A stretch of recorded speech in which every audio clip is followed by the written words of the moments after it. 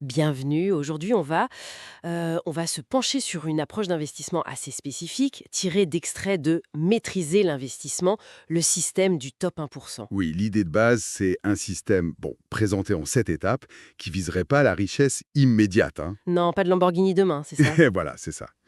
Plutôt une construction de patrimoine sur la durée. Et ça s'oppose aux erreurs classiques qui font que, apparemment, 90% des gens perdent de l'argent en bourse. D'accord, donc notre objectif là, c'est de décortiquer un peu cette méthode, une méthode qui mise sur la patience, la discipline, c'est bien ça? Exactement. C'est une approche qui va à contre-courant de l'image un peu casino de la bourse, quoi. On parle de discipline, de vision long terme. Pour essayer de faire comme les 10% qui, eux, réussiraient mieux. C'est l'idée. La différence se jouerait vraiment là, entre l'agitation un peu désordonnée et une vraie méthode suivie avec rigueur. Et cette méthode, elle reposerait sur quoi concrètement? La patience, on a dit, mais aussi l'investissement régulier. Peut-être dans des choses comme les ETF S&P 500? Oui, tout à fait. Les ETF larges reviennent beaucoup. Et puis, il y a cette idée de la puissance des intérêts composés. C'est assez frappant, les sources mentionnent un potentiel de multiplier son capital par 17 sur 30 ans avec le S&P 500. Ah oui, quand même. Ça change la perspective. C'est plus un marathon qu'un sprint. Exactement.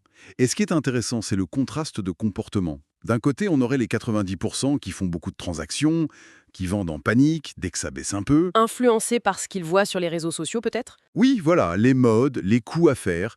Et de l'autre côté, les 10% qui seraient beaucoup plus calmes. Discipline, investissement passif, surtout via ces ETF larges. Moins de trading actif, donc. Beaucoup moins. Une étude Vanguard est citée, elle suggère que seulement 8% du portefeuille serait activement géré. Et surtout, pas de vente en panique, même pendant les grosses crises. Ils tiennent bon. Et ils utilisent le DCA, c'est ça. Le dollar cost averaging. Oui, l'investissement programmé. Tous les mois, par exemple, on met la même somme, peu importe si ça monte ou si ça baisse. C'est contre-intuitif, mais ça semble être une clé. Pas besoin de complexité extrême, juste de la constance. Les textes partent même d'un vrai cheat code. Oui, c'est un peu l'idée. Regardez cette stat. Aux USA, le top 1% aurait plus de 61% de son patrimoine en actions. 61%.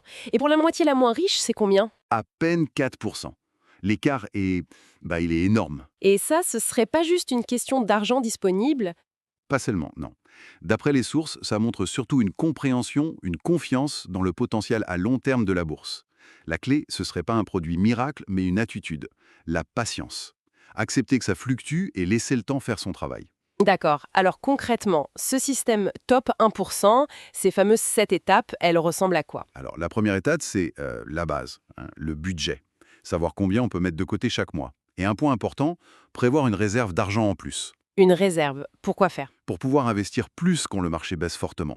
Disons une baisse de plus de 20%, pour profiter des soldes en quelque sorte. Malin. Et ensuite, l'étape 2? Étape 2, allouer une grosse partie, entre 30 et 60%, à un ETF très large, le fameux S&P 500 ou un indice mondial, par exemple.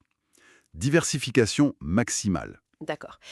Et la troisième? Troisième étape, si on choisit des actions individuelles en plus de l'ETF, cherchez la qualité. Des entreprises solides, rentables, avec des avantages solides sur le long terme, pas juste des paris spéculatifs. Logique. Base solide ETF et si on va plus loin, on vise la qualité. Ça fait 3 étapes. La suite doit toucher au mental, j'imagine? Exactement. Quatrième étape, se créer un environnement qui aide. Un cercle de soutien, un conseiller ou juste une forte discipline personnelle pour éviter la panique et ne pas suivre toutes les modes. Éviter de réagir à chaud, quoi. Voilà. Cinquième étape, appliquer le DCA. Investir régulièrement, quoi qu'il arrive. Et les sources suggèrent même de doubler la mise lors des corrections de marché de plus de 20%. Ah oui, ça demande du sang-froid, ça, hein. C'est sûr. Mais c'est cohérent avec l'idée d'acheter bas. Sixième étape, Ignorer le bruit. le bruit. C'est-à-dire les infos en continu, les experts qui prédisent tout et son contraire. C'est ça. Se couper du vacarme quotidien des nouvelles anxiogènes ou euphoriques et se concentrer sur sa stratégie long terme. Et enfin, la septième étape, Savoir prendre ses profits, mais intelligemment. L'idée avancée, c'est de vendre une partie, disons la moitié, d'une position quand elle a doublé, plus 100%. pour sécuriser son capital de départ et des gains. Exactement. Et ensuite, on réinvestit ces sommes, peut-être toujours via le DCA. Ça permet de rester investi tout en réduisant le risque sur cette ligne spécifique. D'accord. Donc, cette étape claire, mais il y a aussi des choses à ne surtout pas faire, j'imagine. Ah oui, des pierres classiques. Le premier, regarder son portefeuille tous les jours, voire plusieurs fois par jour. C'est la porte ouverte aux décisions émotionnelles. Je vois. Le deuxième? Essayer de prédire le marché à court terme, le fameux market timing. Presque personne n'y arrive sur la durée. Et c'est pas utile si on a une vision long terme. Ok. Quoi d'autre? Suivre aveuglément les conseils des gourous ou des traders qu'on voit sur les réseaux sociaux. Leurs intérêts sont pas forcément les nôtres.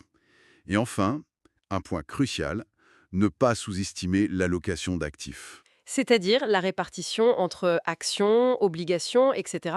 Oui, c'est vraiment la structure de base du portefeuille. C'est ça qui va déterminer une grande partie du couple risque-rendement sur le long terme.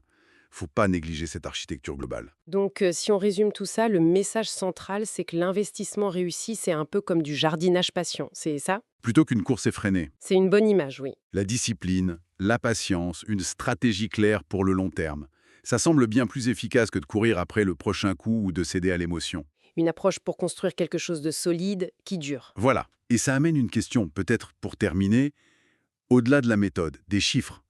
On voit bien que la psychologie est clé. Oui. Mais face aux montagnes russes inévitables des marchés, quelle est vraiment la part de notre propre psychologie, notre capacité à être patient, à gérer l'incertitude, dans notre aptitude à suivre une stratégie comme celle-là pendant des années, voire des décennies?